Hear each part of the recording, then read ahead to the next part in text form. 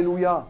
On va ouvrir la parole de Dieu dans l'évangile de Jean au 3e chapitre, à partir du verset 1, on va parler de Nicodème.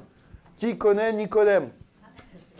Voilà, ceux qui ont l'habitude de lire un peu la parole de Dieu, il y en a qui n'ont pas levé la main, ça fait un peu peur. Mais voilà, pour les autres, c'est pas grave. Nicodème, c'est quelqu'un qui est riche d'enseignements. Peut-être qu'on passera, je pense qu'on passera 2 vendredis dessus, parce qu'il y a tellement d'enseignements sur la vie de Nicodème. Et on va lire Jean 3, verset 1. C'est un texte assez consistant, mais c'est toujours bon de lire la parole de Dieu, même si le texte est un peu long. Jean 3, verset 1. Sinon, vous n'avez pas la Bible, le texte va être affiché, voilà.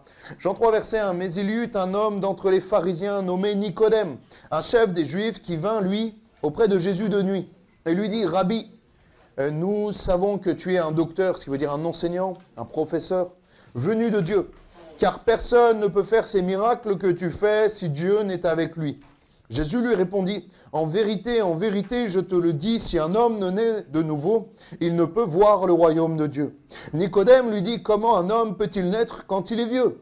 Peut-il rentrer dans le sein de sa mère et naître ?» Verset 5, Jésus répondit, en vérité, je te le dis, si un homme ne naît d'eau et d'esprit, il ne peut entrer dans le royaume de Dieu. Ce qui est né de la chair est chair, ce qui est né de l'esprit est esprit. Ne t'étonne pas que je t'ai dit, il faut que vous naissiez de nouveau. Le vent souffle où il veut, et tu en entends le bruit, mais tu ne sais d'où il vient, ni où il va.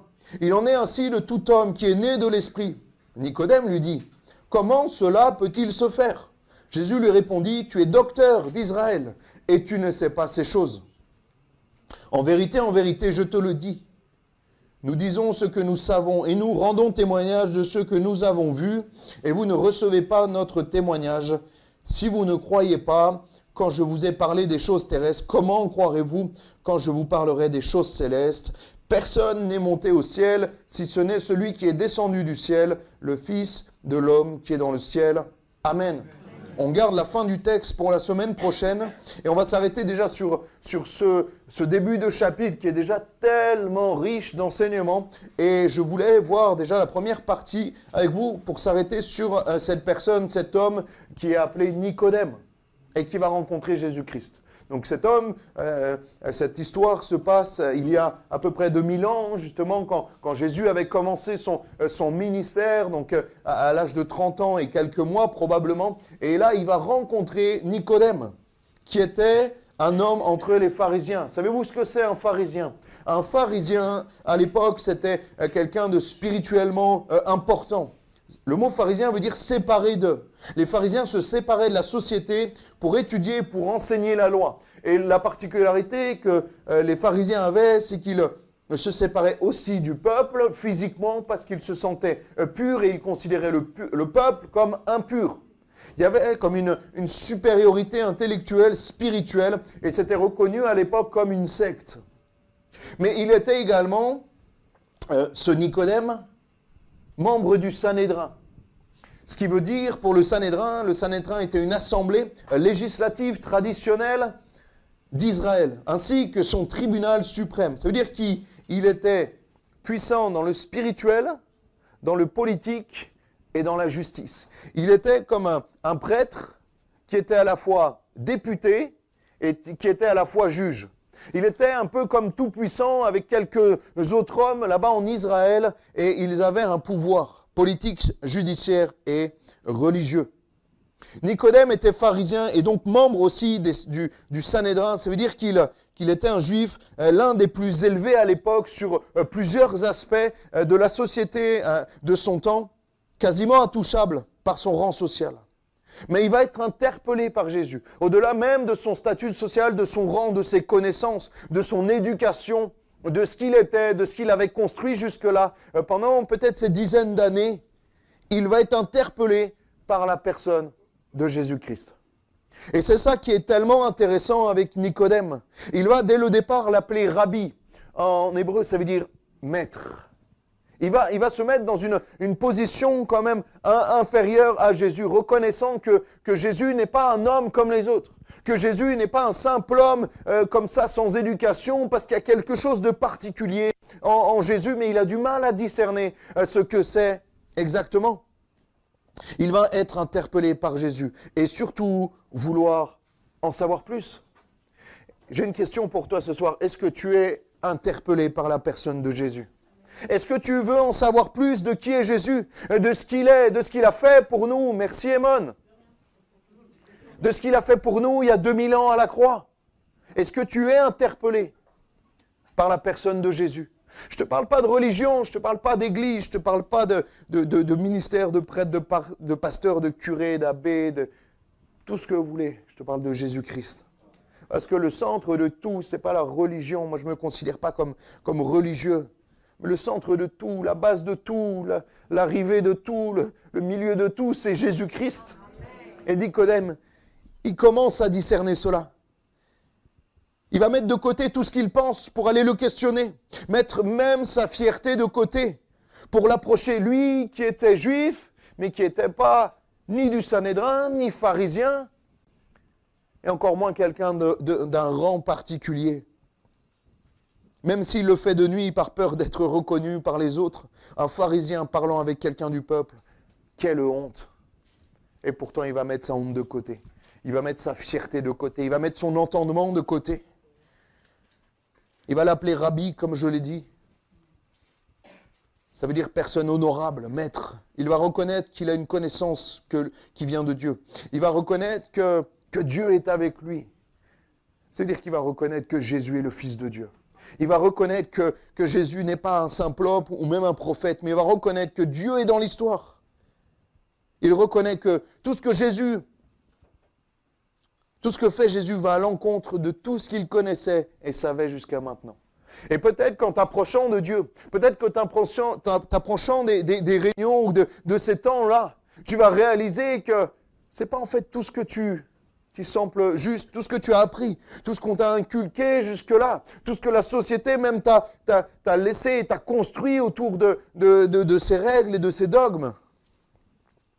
Mais il va donner une chance à Jésus, même si j'aime pas cette expression, il va donner une chance, une opportunité à Jésus de lui montrer qui il est. Et moi je l'ai fait, plusieurs d'entre nous l'ont fait, cette expérience de dire, mais Jésus, si tu existes vraiment, viens dans ma vie, viens m'interpeller, viens me parler, viens me prouver que tu existes et que tu es le Fils de Dieu. Viens me prouver que tu m'aimes. Si vous faites cette prière, il le fera. Si vous faites cette prière sincèrement, il le fera. Verset 3, Jésus lui répondit, en vérité, je te le dis, si un homme ne naît de nouveau, il ne peut voir le royaume de Dieu. Nicodème lui dit, comment un homme peut-il naître quand il est vieux? Peut-il rentrer dans le sein de sa mère et naître?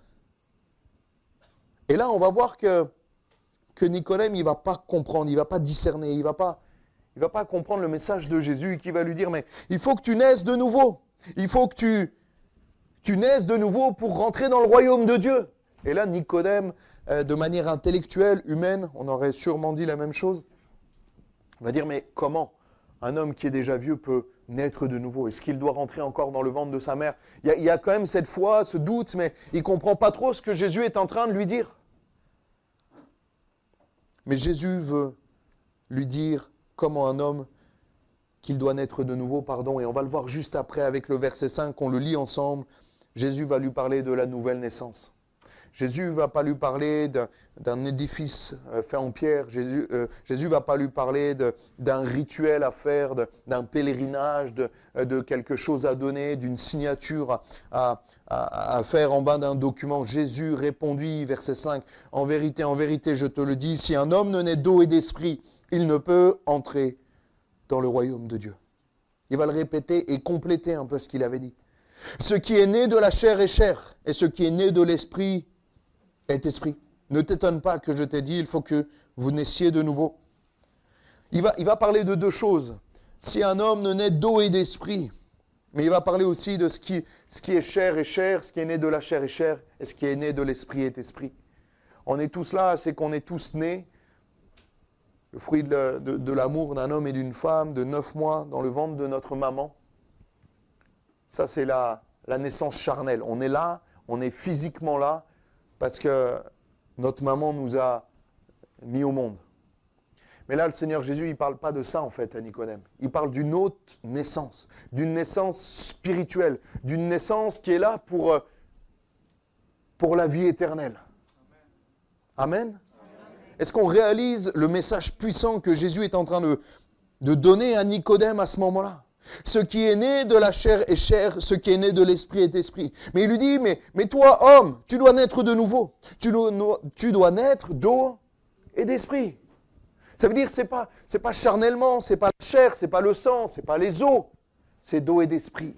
Tu dois naître spirituellement. Tu dois commencer à vivre de manière spirituelle. Tu dois naître, même si toi tu es vivant physiquement, tu es mort spirituellement. Parce que la nouvelle naissance, elle commence dès qu'on est pardonné de son péché.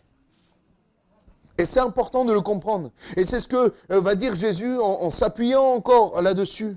Jésus ne va pas s'attarder sur sa connaissance ou sur les miracles. Il va lui dire, Nicodème va lui dire, mais toi, tu es quelqu'un de grand, il y a Dieu avec toi, tout ce que tu fais, je ne peux pas le nier. Il y a Jésus, il y a Dieu, il y a quelque chose de spirituel, de divin avec toi. Jésus ne va pas s'arrêter sur les miracles. Jésus ne va pas s'arrêter sur la guérison. Jésus s'arrête sur la nouvelle naissance. Nous croyons que Jésus guérit, nous croyons que Jésus restaure, nous croyons que Jésus enlève la dépression, les angoisses, tout ce que vous voulez, qu'il est capable de restaurer toute chose. Mais le plus important que Jésus veut faire dans une vie, c'est la nouvelle naissance. Amen.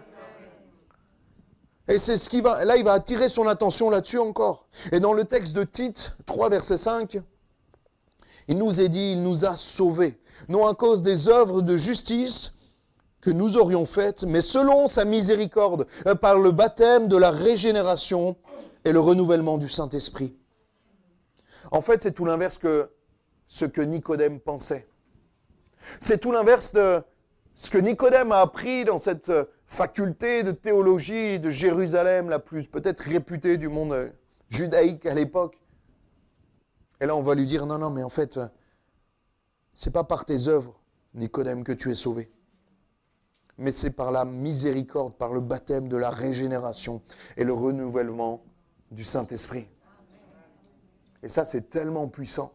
C'est tellement puissant de réaliser cela. Tout l'inverse de ce qu'il pensait, de ce qu'on lui a enseigné, Nicodème, et de ce que lui enseignait à son tour, de ce que lui étudiait tous les jours. Eux, ils pensaient être meilleurs que les autres, sauvés parce que juifs, parce qu'ils ont la connaissance, parce qu'ils sont un peuple à part, et il va se mettre comme au-dessus tous les pharisiens. Jésus n'a pas cessé de les contredire, de même leur rentrer dedans de manière virulente à chaque fois. Et là, il va lui dire, mais en fait, c'est pas parce que tu es meilleur qu'un autre, parce que tu n'es pas meilleur qu'un autre, Nicodème. Toi aussi, tu dois naître de nouveau. Tu te dis religieux, tu te dis spirituel, mais tu n'as pas compris, en fait. Tu n'as pas compris ce qui est important. Et ce qui est important, c'est de naître de nouveau. Ça, vous êtes là? Super. Verset 6, ce qui est né de la chair est chair, ce qui est né de l'esprit est esprit. Ne pas confondre les choses passagères et les choses d'en haut qui sont éternelles. Et là, Dieu va encore dissocier les choses-là. Parce que notre naissance charnelle, le fait qu'on soit tous là physiquement, mais ça c'est passager. Je vous l'ai dit, je le dis souvent, hein. Prenez une photo d'il y a 15 ans et vous verrez que vous êtes passager. Je vous l'ai dit, hein, moi j'ai repris une photo de mes 18 ans. C'est pas si vieux, hein. Vous allez me dire, oui, mais t'es jeune. Oui, mais quand même. Je vois que je suis passager. Je vois que ça ne s'améliore pas. Vous voyez ce que je veux dire? Ça nous rappelle qu'il y a une différence entre la nouvelle naissance spirituelle et notre naissance physique. Mais heureusement que la nouvelle naissance, la naissance avec Jésus-Christ, elle est éternelle. Alléluia.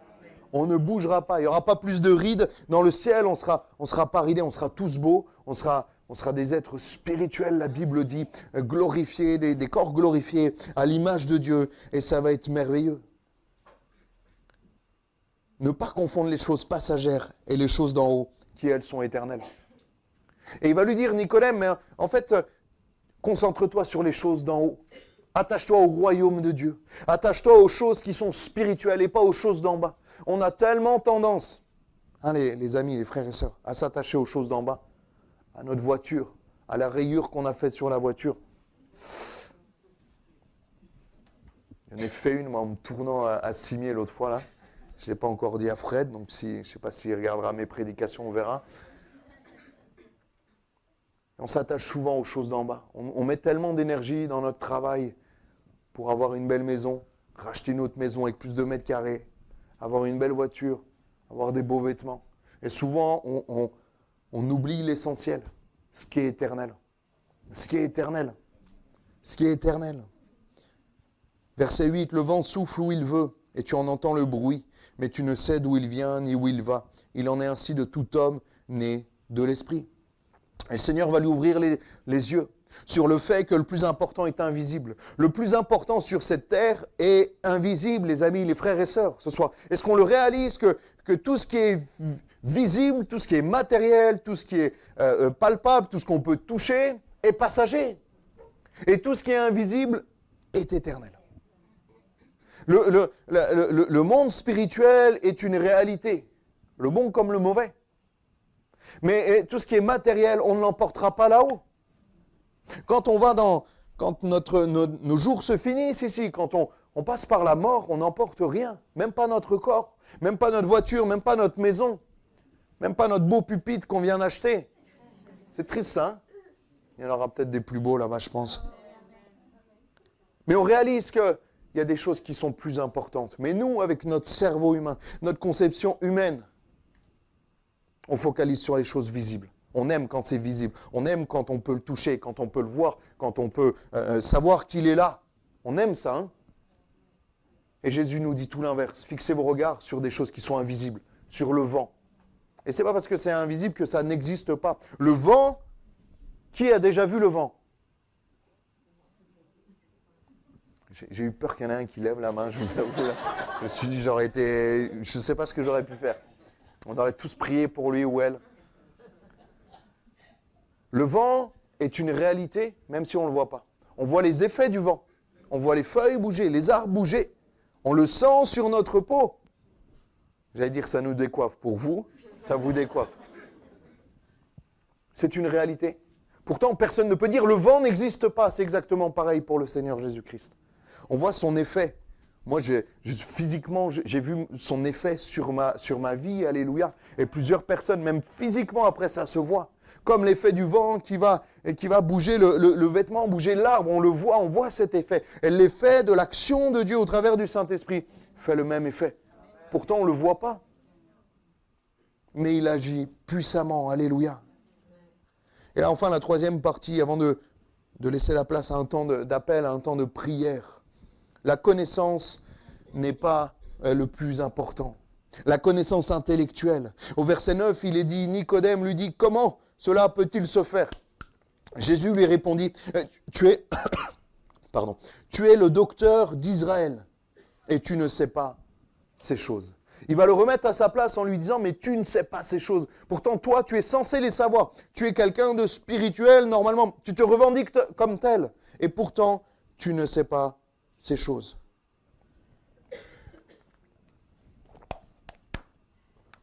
Ça veut dire quoi? Ça nous parle de... Tu te dis chrétien. Tu te revendiques de culture chrétienne, de tradition chrétienne. Et tu ne sais pas des choses essentielles. Comme pourquoi Jésus est allé sur la terre. Qui est Jésus? Pourquoi ils l'ont mis sur une croix?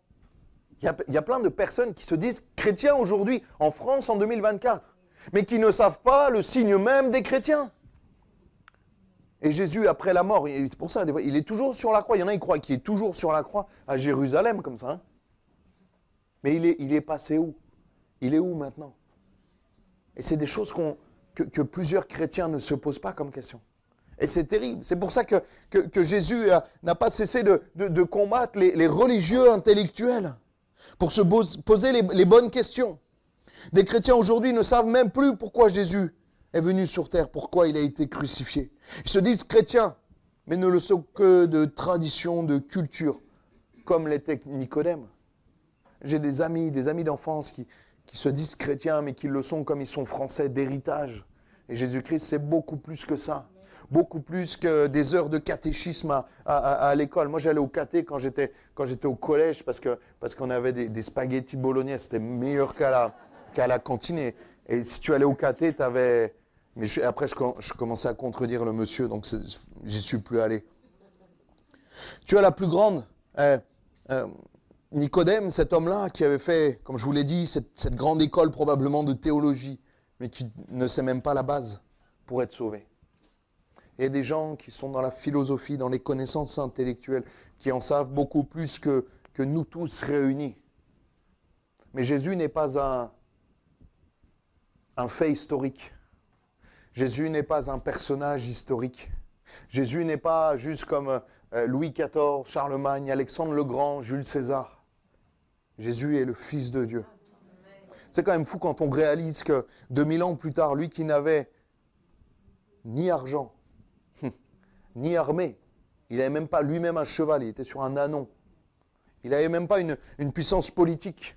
Il n'avait même pas, il n'a jamais usé de violence.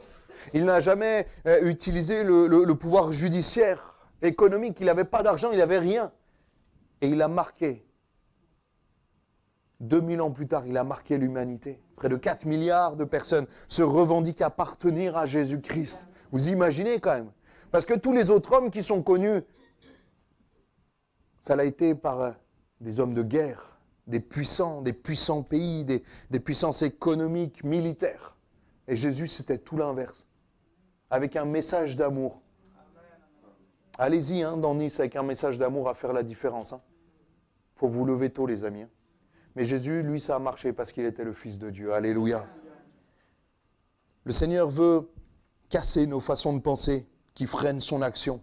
Le Seigneur veut nous enseigner la véritable vérité, même s'il n'y en a qu'une, sa méthode de voir les choses et de faire les choses.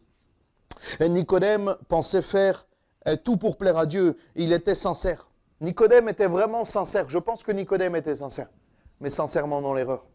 La sincérité ne suffit pas avec Dieu. La sincérité, c'est triste, mais ne suffit pas avec Dieu. Parce que la sincérité, elle doit être additionnée à la vérité. S'il n'y a pas la vérité, il n'y a pas le salut.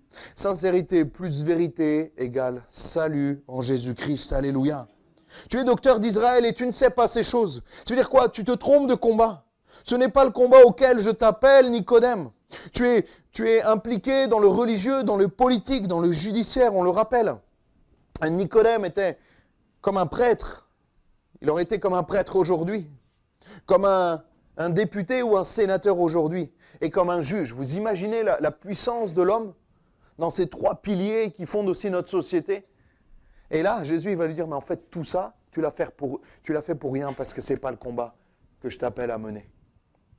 Ce n'est pas le combat auquel je t'appelle à combattre également. On verra vendredi prochain la suite de la marche de Nicodème avec le Seigneur. On va voir ses progrès notamment. Mais le Seigneur va encore mettre l'accent sur le fait que l'homme ne s'intéresse qu'aux choses matérielles. Verset 11, en vérité, je te le dis, nous disons ce que nous savons et nous rendons témoignage de ce que nous avons vu et vous ne recevez pas notre témoignage. Combien de personnes, quand on leur parle de Jésus, ils connaissent rien à la Bible, ils connaissent un homme, Saint Thomas. Vous avez remarqué ou pas? Moi, je suis comme Saint Thomas, je ne crois que ce que je vois. Mais Nicodème, il est pareil. Mais la foi, les amis, c'est croire que le vent n'est pas visible, mais qu'il existe bien. C'est exactement ça. Ce à quoi nous appelle Jésus-Christ. Et il va lui dire encore, si je te le dis, nous disons ce que nous savons et nous rendons témoignage de ce que nous avons vu. Nous rendons témoignage, ça veut dire on parle que de ce qu'on a vu. On croit que ce qu'on peut toucher. Verset 12, et je vais inviter les musiciens à revenir. Si vous ne croyez pas quand je vous ai parlé des choses terrestres, comment croirez-vous quand je vous parlerai des choses célestes? Le Seigneur dit à Nicodème, qui est dur à croire, mais il va lui dire, mais je crois que ce que je vois. Et Jésus va l'amener à croire au-delà de ce qu'il voit. Et c'est ce qu'on va faire ce soir. On va prier le Seigneur et on va lui demander d'agir puissamment. On va fermer nos yeux et on va demander au Seigneur sa grâce. Seigneur, veux nous montrer des choses invisibles et nous les révéler. Des choses que nous ne savons pas, des choses que nous ne pouvons pas voir, mais les révéler dans notre cœur. Quand Jésus s'est révélé à moi dans mon cœur, les amis, c'était tellement puissant, c'était tellement fort, c'était tellement impactant que ça a changé toute ma vie. On va prier, on va demander au Seigneur sa grâce.